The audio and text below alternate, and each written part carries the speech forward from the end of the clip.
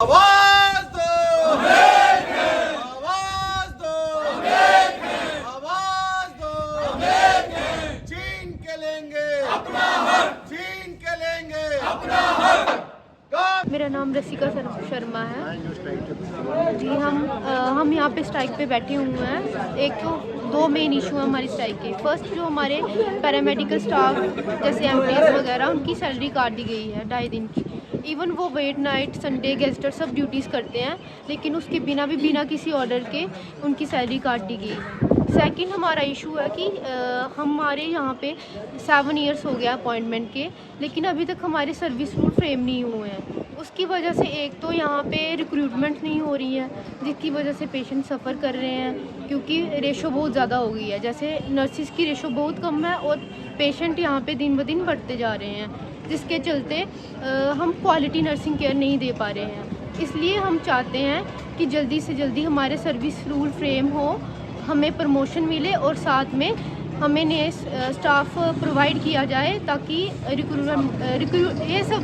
ये सब पॉसिबल है। रिक्रूटमेंट रूल्स अगर बनेंगे तो ये सब पॉसिबल है, क्योंकि अगर वो बने तो उसकी वजह से ही न्यू स्टाफ की रिक्रूटमेंट होगी और हम क्वालिटी नर्सिंग केयर दे पाएंगे। पहले 2 दिन की हड़ताल, फिर 3 दिन की, दोबारा 3 दिन की, कि क्या कहाँ तक चलेगी? ये हड़ताल तो हम तब तक चलाएंगे जब तक हमारी मांगें पूरी नहीं की जाएंगी। अभी तो हमने सोमवार तक इस हड़ताल को आगे बढ़ाया है, लेकिन अगर ये हड़ताल अगर ये हमारी मांगें सरकार ने पूरी नहीं की तो इसको हम आगे भी बढ़ा सकते हैं। हमारी इस हड़ताल का सिर्फ एक ही लक्ष्य है कि हम सिर्फ ओपीडी सर्विसेज बंद कर रहे हैं। इमरजेंसी सर्विसेज हमने सारी चलाई हुई हैं, क्योंकि हम चाहते हैं कि पेशेंट को कोई तकलीफ़ ना हो। इसलिए हम ये इसलिए कर रहे हैं ताकि हमें जो मांगे हैं हमारी पूरी की जाए। अगर सरकार ने हमारी मांगें पूरी कर दी तो हम ये हड़ताल अभी रोक देंगे। जी मैम, क्या नाम है आपका? सर आरती नाम है मेरा, Aarti Sharma. Thank you for your time. आप डेली हमें कवर करने आ रहे हो, इस चीज़ के लिए थैंक यू। लोग जैसे बता रहे हैं कि सफ़र, कुछ लोग बोल रहे हैं कि हम सफ़र हो रहे हैं, ये हो रहा है, वो होगा भी, लेकिन हमारी कोशिश यही है कि एमरजेंसी सर्विसेज जो हैं वो नहीं है। वो तो आप आओ, कोई भी वैसा केस होगा, आरटी होगा, कुछ भी होगा, वो तो चलेगा, उनकी केयर नहीं रुक रही है। लेकिन जो आप हमारे ओपीडीज़ वगैरह है ना, रेगुलर चेकअप्स हैं, वो हम नहीं करेंगे और आगे भी हमारा यही रहेगा जब तक हमारी प्रॉब्लम जो है वो रिजॉल्व नहीं होगी। हमारी जो अथॉरिटीज़ है, जो गवर्नमेंट है इस टाइम पे, वो अगर नहीं रिजॉल्व करेंगे। हमारे कुछ पॉइंट्स हैं वो जेन्युइन पॉइंट्स हैं। ऐसा भी नहीं है कि हम बेवजह यहाँ बैठे हैं, हम अपना टाइम यहाँ दे रहे हैं, क्योंकि कुछ पॉइंट्स ऐसे वो बहुत ज़रूरी हैं। वो हमारी ज़रूरतें हैं, वो फुलफ़िल उनको करनी पड़ेगी। एक तो हमारे रूल्स हैं वो उनको फ्रेम करने पड़ेंगे, और दूसरा जो 2.5 दिन की सैलरी उन्होंने बेवजह कट की है कुछ पैरामेडिकल स्टाफ की, वो उनको रिलीज़ करनी पड़ेगी, जो कि उनकी जेन्युइन सैलरी बनती है। ये जो टोकन अमाउंट हमारी सैलरी में ऐड होता था वो इसलिए होता था कि संडे ड्यूटीज़ भी देनी होती हैं, गजेटेड ड्यूटीज़ भी देनी होती हैं। तो अगर हमारे जैसे बाकी डिपार्टमेंट्स हैं, वो लोग संडे को वीकेंड एंजॉय करते हैं, घर पे सब है। हम हेल्थ केयर वर्कर्स संडेज़ को भी आ रहे हैं, किसी फेस्टिवल्स में भी आ रहे हैं, डिज़ास्टर मैनेजमेंट भी करनी है, उसके लिए भी हम लोग यहाँ हैं। कोई क्राइसिस है, कुछ वॉर सिचुएशन है, हर सिचुएशन में हम लोग यहाँ अवेलेबल हैं, फ्रंट लाइन वर्कर्स बन के। और फिर भी ये गवर्नमेंट हमारे साथ इतना टॉर्चर और इग्नोरेंट हम लोगों को फील करवाते हैं। हम लोग इतने बुरे नहीं हैं, हम लोग लोगों की केयर के लिए यहाँ पे बैठे हैं। हम लोगों ने ये जॉब ली थी इसलिए कि एक तो हम मतलब अच्छे से एग्ज़ाम्स क्लियर करके हम यहाँ आए हैं, और फिर भी हमें ये फ़ील कराया जा रहा है, इतना बुरा फील कराया जा रहा है। किसी का मन नहीं करता है आप रोड पे आ जाओ, आप ऐसे काम कर छोड़ के यहाँ आ जाओ।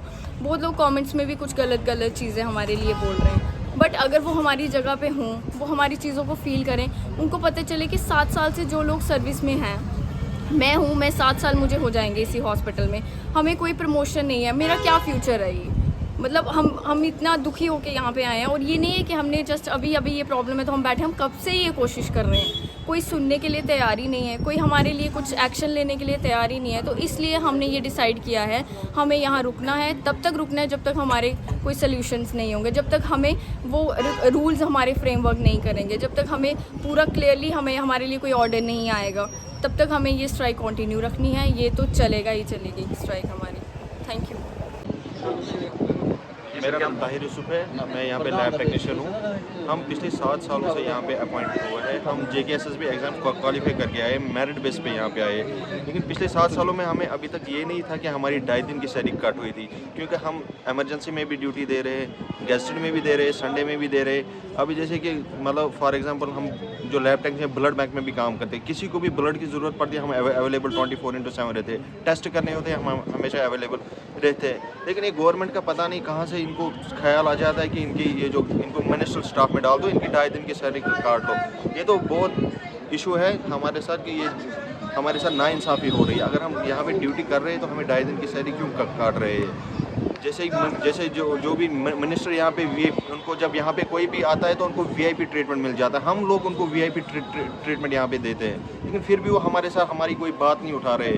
असेंबली में बात चल रही नहीं, इनकी जो डिमांड है वो जेन्युइन है। मैम ने जो ये हेल्थ मिनिस्टर मैम है उसने भी बोला कि इनकी जेन्युइन डिमांड, जब जेन्युइन डिमांड है फिर वो पूरी क्यों नहीं कर रहे हैं? दूसरी बात, हमारा जो रिक्रूटमेंट रूल है पिछले 7 सालों से यहाँ पे रिक्रूट हुए हैं। जैसे उसके बाद GMC जम्मू में, GMC श्रीनगर में, उसके बाद रिक्रूटमेंट हुई है 2022 में। जो वहाँ पे अपॉइंट हुए उनके जो रिक्रूटमेंट रूल ऑलरेडी उनके फ्रेम है, उनकी प्रमोशन भी होने वाली है। 3 साल जॉब करके वो प्रमोट हो जाएंगे। हमें 7 साल हो गए, हमें यहाँ पे कोई प्रमोशन नहीं है, कोई फ्यूचर नज़र नहीं आ रहा है। मैं डिस्ट्रिक्ट रामन भानियाल से यहाँ पे जॉब कर रहा हूँ, वहाँ से आके मैंने यहाँ पे मतलब जॉब मिली है।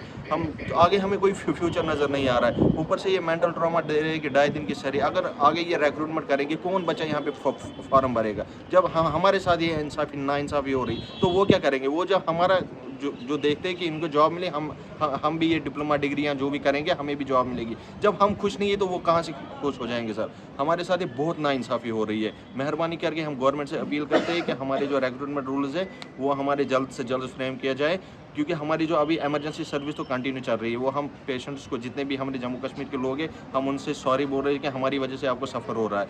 लेकिन ये हम भी परेशान है, तब जाके हमारी जो ये मेडिकल ये एसोसिएशन उन्होंने ये स्टेप उठाया कि हम ये स्ट्राइक करें। आगे हम अभी मंडे तक तो कंटिन्यू स्ट्राइक है। अगर इन्होंने कोई फैसला नहीं किया तो मे बी ये एक्सटेंड हो सकती है। Thank you very much.